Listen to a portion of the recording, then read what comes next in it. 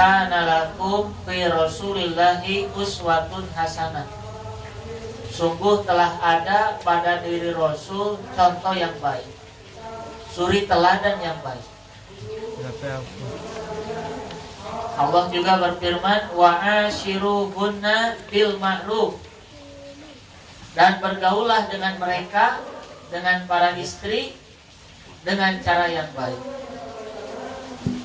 Ketika Aisyah ditanya tentang akhlak Rasul, Aisyah menjawab, kana khuluquhu al-Qur'an. Akhlak Rasul adalah Al-Qur'an. Jadi bisa kita bayangkan orang perilakunya sudah merupakan aplikasi dari Quran. Jadi cara mengamalkan Al-Quran itu sudah dipraktekkan oleh Rasul. Orang pertama yang mengamalkan Al-Quran adalah Rasul. Sehingga kalau Allah mengatakan wa ashiruhunna bil ma'ruf, dan bergaulah dengan istri-istrimu dengan cara yang baik, nah berarti ini Nabi orang pertama, Nabi orang yang paling pertama mengamalkan ayat ini. Tidak ada laki-laki yang paling baik kepada istrinya kecuali Rasul. Karena Rasul itu mengamalkan ayat Quran. Orang kalau sudah mengamalkan ayat Quran, wah, dia sudah sempurna akhlaknya. Nah, oleh karena itu, supaya kehidupan rumah tangga kita bahagia, maka tidak ada cara kecuali kita harus mengkaji bagaimana rumah tangga Rasulullah Shallallahu Alaihi Wasallam. Ini cuma segelintir hadis dari sekian ribu hadis yang menjelaskan pergaulan Rasul dengan istri-istri. Kita lihat hadis yang pertama. An Aisyah radhiyallahu anha, dari Aisyah, semoga Allah meridhoinya, qalat, ia berkata, Aisyah ini putrinya Abu Bakar, istrinya Rasul. Kata Aisyah, Qultu, aku bertanya, ya Rasulullah, wahai Rasulullah, aro'aita lau nazalta wadiyan wa fihi syajaratun qad ukila minha. Kata Aisyah, ya Rasulullah, bagaimana sekiranya Anda singgah di suatu lembah dan di dalam lembah itu terdapat pohon yang buahnya telah dimakan, wa wajadta syajaron, lalu Anda mendapatkan satu pohon lam yukal minha, yang buahnya belum dimakan. Fi ayyiha kunta turti'u ba'iraka, maka pada pohon manakah Anda akan menambahkan unta Anda? Qala, beliau menjawab, billazi lam yurta minha, pada pohon yang belum dijamah. Jadi Aisyah ini kan orang cerdas. Aisyah ini istri Nabi yang sangat cerdas. Beliau hafal ribuan bait syair. Beliau ahli dalam bahasa Arab, dalam gramatika. Aisyah itu istri Rasul yang hafal Quran. Bahkan beliau menghafal 2000 lebih hadis Nabi. Hatalan 2000 hadis Nabi. Makanya tidak salah Rasulullah memilih Aisyah sebagai istri, karena dia nanti yang akan menyampaikan ilmu dari Rasul terkait bagaimana seorang suami di dalam rumahnya. Karena tidak mungkin sahabat laki-laki Rasul ya menceritakan mandinya Rasulullah tidak. Maka Aisyah inilah yang menceritakan bagaimana Rasul mandi. Kenapa tahu? Karena pernah mandi bareng. Aisyah dengan Rasul mandi bersama. Nah ini bagi kita pelajaran ya. Jadi sesekali sok mandi bareng sama istri. Mana dalilnya? Dalil.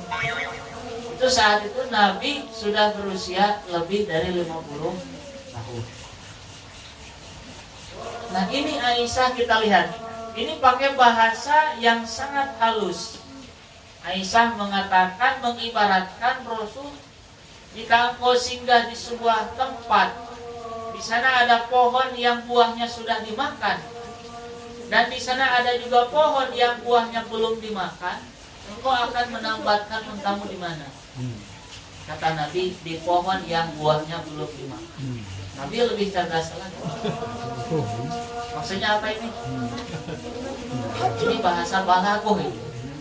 Bahasa yang sangat tinggi, yang tidak akan dipahami oleh orang bodoh. Ini bahasa balaghah. Maksudnya apa? Maksudnya hanya satu istri Rasul yang gadis. Jadi istri Rasul yang jumlahnya 11 itu semuanya janda. Ibarat pohon yang buahnya sudah dimakan. Sementara yang gadis hanya satu, Aisyah. Ibarat pohon yang buahnya belum. Nah dengan jawaban Nabi ini, Aisyah sangat mulia. Ya, ini bukti bahwa Rasul itu selalu menyenangkan hati suami, hati istri. Dan menyenangkan istri tidak selalu harus dengan uang. Ya. Tidak selalu harus dengan uang. Walaupun uang salah satu sarana untuk menyenangkan istri. Istri kita lagi baut, lagi jamedut, kasih uang banyak, langsung sembuh. Istri kita lagi panas, dikompres pakai uang, langsung. Istri kita diajak ngaji, malas. Ajak jalan-jalan ke mall, langsung semangat. Itu dengan uang salah satu sarana ya, bukan satu-satunya, bukan. Jadi banyak cara untuk menyenangkan istri. Di antaranya itu dengan kata-kata yang bisa membuat atau membangkitkan semangat dan bisa membuat mereka bahagia. Nah ini yang pertama. Kemudian hadis yang pertama ini sebenarnya ini ada sambungannya. Dalam riwayat Ibnu Sa'ad dalam kitab At-Tabaqatul Kubra. Ini saya sengaja tidak cantumin di sini supaya tidak terlalu panjang. Jadi dalam riwayat yang lain Rasulullah ditanya oleh Aisyah, Rasul, engkau kemana saja baru kelihatan? Kata Rasul, saya baru pulang dari rumah Ummu Salamah. Ummu Salamah itu salah satu istri beliau yang suaminya dulu meninggal di perang Uhud. Karena dia janda, suaminya mati syahid di perang Uhud, maka dinikahilah oleh Rasul. Kata Rasul, aku baru pulang dari Ummu Salamah. Saat itu Aisyah ngomong seperti itu. Gitu ya. Jadi saat itu Rasul tidak marah sama Aisyah, malah Rasul pantabas sama dohikan. Beliau senyum, sedikit ketawa. Jadi Rasul itu tidak pernah ketawa terbahak-bahak. Senyum, sedikit ketawa. Kalau jalannya cepat. Kalau menengok seluruh badannya. Kalau kita kan suka nengok ini ya, kepala saja ya. Kalau Rasul nengok itu dengan seluruh badan. Kebiasaan Rasul. Kalau para sahabat jalan dengan Rasul, mereka capek karena Rasul itu jalannya cepat, tapi tidak terlihat tergesa-gesa. Saking kokohnya, gagahnya beliau, ya. Nah, ternyata Rasul yang begitu hebat baik di medan tempur ya melawan musuh ataupun di tengah-tengah para sahabatnya, ketika ada kata-kata sindiran dari istrinya, Rasul tidak marah. Sebolakon, tapi Rasul memberikan senyuman. Dan dengan senyuman itu selesailah masalah, tidak berlanjut. Nah, jadi kalau ada masalah di rumah tangga, ya jangan dihadapi dengan emosi. Jangan marah karena hawa nafsu. Nanti marah ada dua, ya. Marah itu ada dua. Ini kita harus hati-hati dengan marah. Rasul pernah mengatakan, la tagdob walakal jannah. Janganlah kamu marah, bagimu surga. Jadi saking tidak bolehnya marah, saking jeleknya marah, sampai Nabi mengatakan surga bagi orang yang bisa menahan amarah.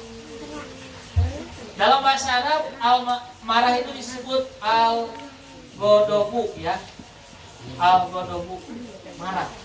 Ada dua, ada marah dorongannya hawa nafsu. Innan nafsa la'ammaratun bisu, ya. Marah dorongannya hawa nafsu. Yang kedua, ada marah dorongannya adalah iman. Itu beda. Marah dorongannya hawa nafsu ini akan menyebabkan dosa dan nanti banyak penyakit-penyakit. Bapak misalnya minta kopi sama istri, telat, istri telat bikin kopi, lalu marah. Itu marah karena apa? Hawa nafsu atau iman? Marah karena hawa. Nah, ini penyebab ketidakharmonisan dalam rumah tangga adalah karena suami suka marah. Marahnya bukan karena iman, tapi marahnya karena hawa nafsu. Ini bahaya. Jadi kalau sering marah mengikuti hawa nafsu, nah maka rumah tangga tidak akan bahagia. Kalau yang marah karena iman, gimana? Marah karena iman. Misalkan istri tidak nutup aurat, suaminya marah. Marah karena tidak mau nanti dia kena neraka. Itu marah karena apa? Iman. Itu bagus jelek? Bagus. Nanti ada kalanya Nabi juga marah kepada istri ketika istrinya melakukan perbuatan dosa. Nanti ada hadis Nabi pernah marah menegur istrinya karena istrinya melakukan perbuatan dosa yang apabila dibiarkan ini bisa menjadi dosa besar, ya. Makanya ada ya keterangan bahwa Allah menyayangi seorang hamba, Allah menyayangi seorang suami yang di waktu sahur dia menyiramkan air kepada muka istrinya supaya istrinya sholat malam. Jadi kalau suami ingin disayangi oleh Allah, tiap waktu sahur bangunkan istri, siram mukanya supaya dia sholat malam. Allah menyayangi suami seperti itu. Gitu, ya. Juga di hadis dijelaskan, Nabi mengatakan Allah menyayangi seorang perempuan yang menyiramkan air ke muka suaminya untuk sholat malam. Jadi kalau ingin jadi wanita yang disayangi oleh Allah, maka bangunlah waktu sahur, bawa air, cipratkan ke muka suami untuk mengingatkan sholat malam. Ngambek. Nah, kalau ngambek itu ngambeknya karena apa? Karena hawa nafsu berarti dibenci oleh Allah. Tapi kalau ngambeknya karena iman, ada suami yang ngambek sama istrinya, kenapa tidak dibangunin tahajud? Itu ngambeknya karena apa? Iman, ya. Maka kita sebelum marah ukur dulu. Sebelum marah pertimbangkan dulu, ini marah karena apa? Kalau marah dorongan hawa nafsu, jangan, tahan. Itulah walakal jannah. Tahan marahmu, tahan emosimu, bagimu surga. Tapi kalau marah karena iman dapat surga. Ya. Anak kita susah disuruh sholat, kita marah. Itu dapat pahala nggak? Memarahi anak karena nggak mau sholat? Ya. Jadi tergantung gimana menempatkan marah. Jika pada tempatnya ini akan jadi kebaikan. Berikutnya hadis yang An Aisyah qalat, dari Aisyah ia berkata, qultu aku berkata lin Nabi sallallahu alaihi wasallam, kepada Nabi sallallahu alaihi wasallam. Kata Aisyah, hasbuka min Sofiyata, cukuplah Sofiyah bagimu kaza wa kaza, seperti ini, seperti ini. Qala, berkata Ghairu musaddadin, selain musaddad, takni yaitu qasiratan, bahwa yang dimaksud adalah pendek. Qasiratan itu pendek. Kebalikannya tawilatan, tinggi.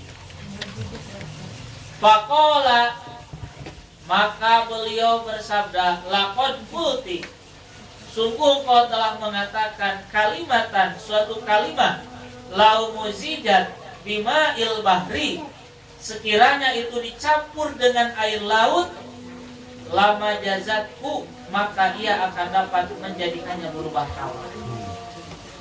Ini maksudnya apa ini hadis? Jadi begini ya, Aisyah itu Aisyah itu istri Nabi yang cemburunya sangat besar karena sangat mencintai Nabi. Ketika Aisyah melihat Rasul sedang dengan istrinya yang bernama Sofiyah, Aisyah moyok. Tahu moyok? Aisyah ngejek. Kata Aisyah, hasbuka min Sofiyata kaza wa kaza, ya Rasulullah, Sofiyah itu pendek. Jadi Aisyah, maaf, ini mungkin karena hilaf ya, agak sedikit lupa. Aisyah mengatakan bahwa Sofiyah itu pendek, postur tubuhnya pendek. Aku mah tinggi, cantik, sementara Sofiyah pendek. Maka Nabi langsung menegur Aisyah. Nah ini yang tadi saya katakan, Nabi juga pernah marah. Kenapa? Karena istrinya melakukan perbuatan yang salah, menjelekkan atau menggibah ya, membicarakan kekurangan seseorang. Lalu kata Nabi, Aisyah, kamu sudah mengatakan satu perkataan, jika dia diteteskan ke air laut, maka air laut itu akan berubah rasanya. Jadi satu tetes ya, satu tetes tapi pengaruhnya besar. Satu titik dosa tapi mempengaruhi amal soleh. Bisa jadi amal soleh Aisyah gugur karena satu dosa itu. Dosa mengejek Sofiyah, cuma ngomong pendek. Rasul Sofiyah itu pendek. Nah jadi ini menunjukkan kita tidak boleh mengejek seseorang yang punya kekurangan dari segi fisik, kurang cantik, kurang tampan, kurang tinggi, kurang mancung, kurang halus. Jadi tidak boleh mengejek fisik seseorang. Itu. Kenapa? Karena huwallazi yusawwirukum fil arham kaifa yasha. Allah yang membentuk kalian di dalam rahim bagaimana Allah kehendaki. Jadi itu ganteng, yang kurang dan sebagainya itu sudah ditetapkan sejak dalam rahim ibunya oleh Allah. Sehingga ketika diejek kekurangan itu, dia sama dengan mengejek yang menciptakannya. Karena sebenarnya urusan fisik, kekurangan atau sempurnanya fisik ini hanya sebatas ujian saja di dunia. Yang tampan, yang kurang, ini ujian. Yang tampan, yang gagah, syukur tidak. Yang kurang, sabar tidak. Karena ini ujian di dunia. Nanti di akhirat akan disempurnakan. Semua manusia yang masuk surga akan tampan semuanya, cantik semuanya, gagah semua. Jadi di sana masuk disempurnakan. Tingginya seperti Nabi Adam, 60 hasta, sekitar 25 meter. Makanya kenapa surga itu luasnya seluas langit dan bumi? Karena penghuninya juga besar-besar. Postur tubuhnya seukuran 25 meter. Nah, ya. Nah ini Aisyah hilaf beliau. Karena beliau juga manusia biasa, terkadang keceplosan. Ini manusia soleh. Aisyah itu dijamin masuk surga. Aisyah itu akan menemani Nabi di surga. Aisyah itu salah satu wanita soleh yang menemani utusan Allah terbaik. Tapi beliau pernah hilaf, keceplosan gitu ya. Nah maka Nabi menegurnya. Ini menunjukkan suami-suami yang soleh, dia akan selalu menegur istrinya apabila istrinya melakukan pelanggaran agama. Sekecil apapun dosa yang dilakukan oleh istri kita, sudah.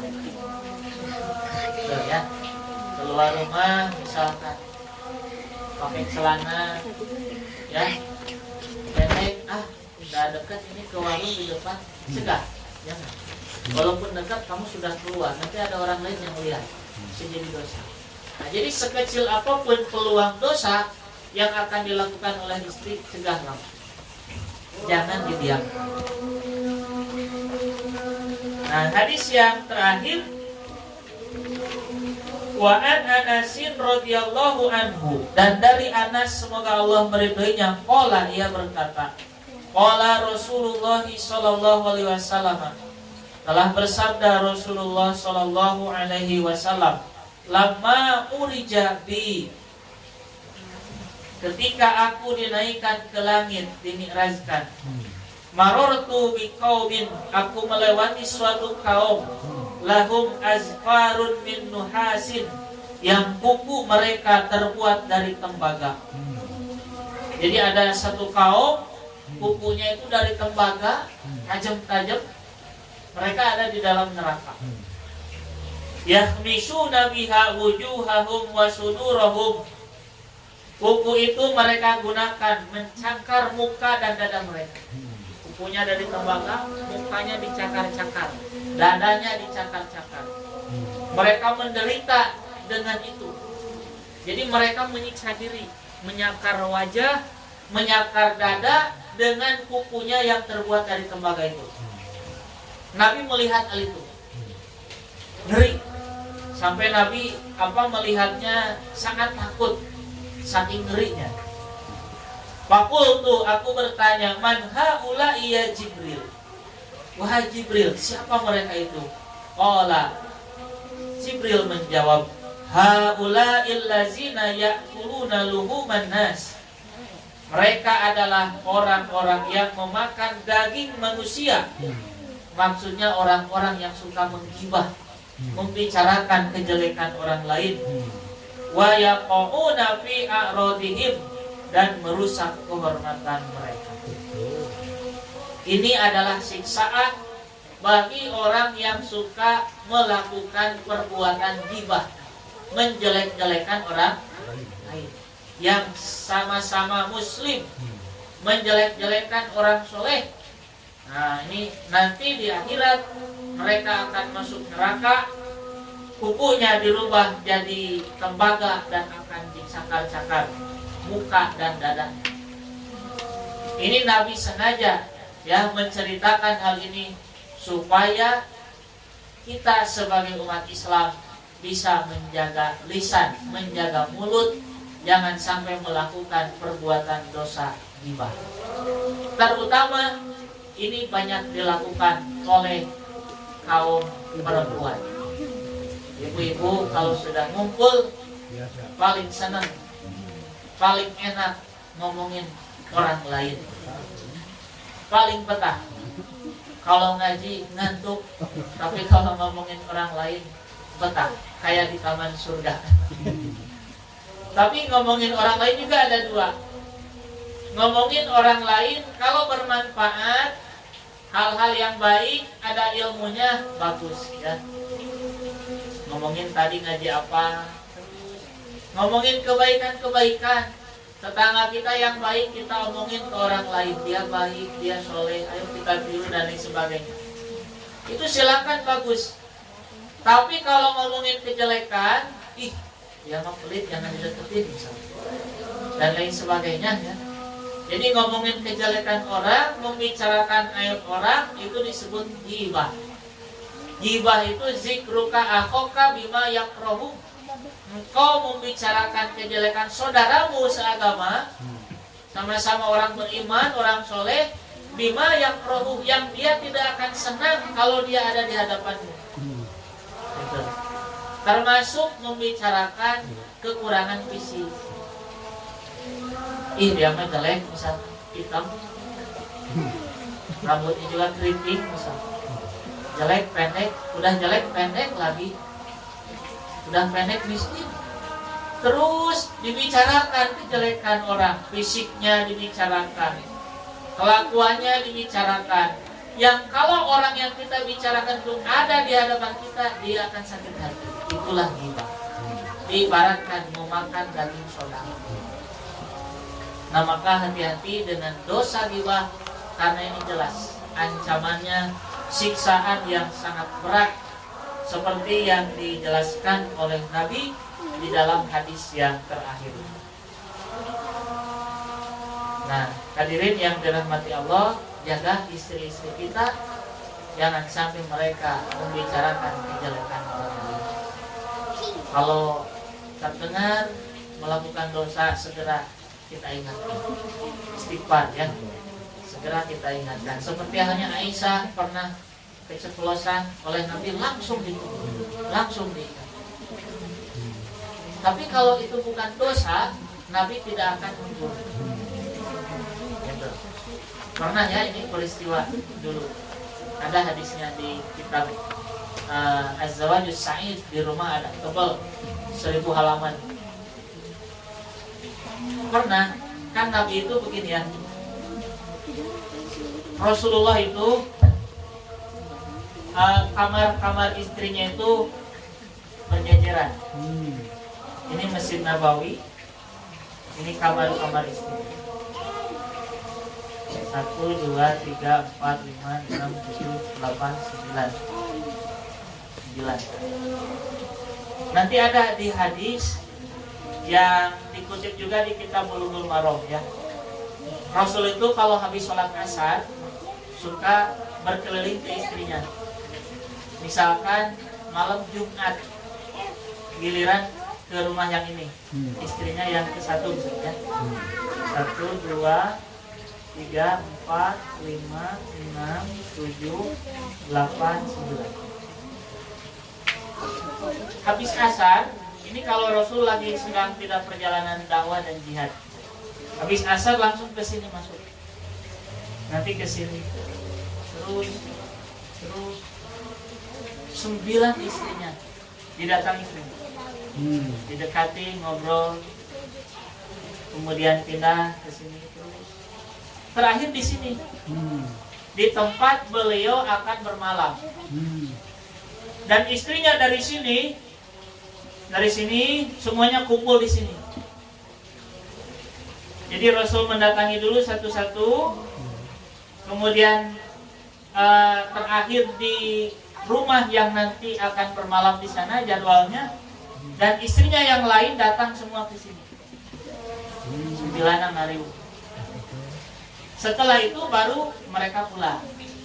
Setelah beres ngobrol pulang, barulah Rasul tidur di sini.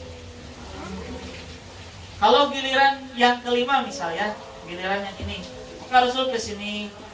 Yang kelima dia lewat dulu, terus ke sini, terakhir ke sini. Nanti yang ini, yang di sini semua ngumpul di sini. Ngobrol, selesai mereka pulang lagi. Nah pernah, kabayang. Nah gitu. Pernah suatu hari ketika sedang berkumpul, datanglah istri Rasul yang bernama Zainab. Ketika Zainab datang, Zainab langsung dipegang oleh Rasul. Aisyah yang sangat cemburu itu langsung tangan Rasul diambil. Karena mungkin ini jadwal di rumahnya. Ambil tangan Rasul. Sampai di sana terjadi sedikit adu mulut antara Rasul dengan Zainab. Apa yang dilakukan oleh Rasul? Apakah Rasul memarahi mereka berdua? Tidak. Rasul saat itu diam saja. Karena mereka adu argumen saat itu, terlihat rasa cintanya yang sangat besar kepada Rasul. Rasul tidak mau menyakiti seseorang yang sangat mencintainya. Dibiarkan, didiamkan. Menurut kumaha? Istri marah-marah di depan kita semakin marah. Rasul tidak diam. Setelah itu apa yang terjadi? Abu Bakar lewat, dengar Abu Bakar. Saat itu kata Abu Bakar, ya Rasulullah, ambil saja tanah, lalu masukkan ke mulut mereka berdua. Kata Abu Bakar. Dan Rasul langsung masuk masjid dan sholat. Karena kan dekat. Nah ini jadi pelajaran oleh para ulama bahwa jika terjadi hal-hal yang apabila kita lawan akan bertengkar, akan berantem, maka diam saja. Ini namanya uslubut tagodok, metode membiarkan. Jadi ada ya dalam pergaulan suami istri cara supaya tidak terjadi pertengkaran, yaitu uslubut tagodok, metode cara membiarkan. Biarkan saja, abaikan. Dan kita pergi melakukan amalan yang bermanfaat. Ketika Aisyah dengan Zainab adu mulut, Rasul membiarkannya dan Rasul pergi sholat. Rasul pergi sholat. Nah maka ketika istri marah-marah, misalkan ada satu hal yang ini tidak ada kaitannya dengan urusan agama, tidak ada kaitannya dengan pelanggaran agama, dia marah karena misalkan sayang sama kita atau apa, diamkan saja, abaikan. Kita lakukan, kita pergi melakukan amalan yang bermanfaat, sholat, baca Quran, sedekah, nolong orang dan lain sebagainya.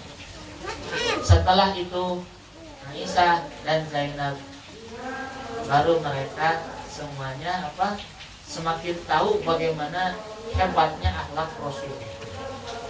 Kebiasaan orang Arab dulu itu biasanya main tangan, istrinya menjengkelkan gitu. Tapi Rasul bahkan justru Rasul itu mendiamkan dan melakukan hal yang sangat mulia, yaitu sholat. Jadi kalau istri marah-marah, wudu kurang sholat, nanti malu sendiri. Ya, nah dilayanan. Nanti ada itu metodenya banyak. Di kitab itu dijelaskan banyak cara supaya kita bisa mewujudkan rumah tangga bahagia. Contoh misalkan istri melarang kita ngerokok, jangan ngerokok. Kalau istri lihat kita ngerokok itu marah si istri. Usahakan jangan ngerokok di depan istri. Kalau istri ngelarang kita jangan ngerokok, kita jangan memarahi dia. Mau aing rokok-rokok nu aing, taulah. Lihat Rasul. Rasul tidak pernah marah karena hawa nafsu, tapi marahnya beliau jika aturan agama dilanggar. Marahnya beliau jika hak-hak Allah diabaikan. Marahnya beliau jika batasan-batasan agama dilanggar. Baru beliau marah. Hadirin yang dirahmati Allah Subhanahu wa taala, alhamdulillah selesai 3 hadis kita bahas. Mudah-mudahan walaupun sedikit ini bisa jadi bekal tambahan ilmu bagi kita semua. Demikian, terima kasih banyak atas segala perhatiannya. Jika ada hal-hal yang belum dipahami dari materi ini, silakan bisa ditanyakan. Qul qouli hadza wa astaghfirullah li wa lakum. Wassalamualaikum warahmatullahi wabarakatuh.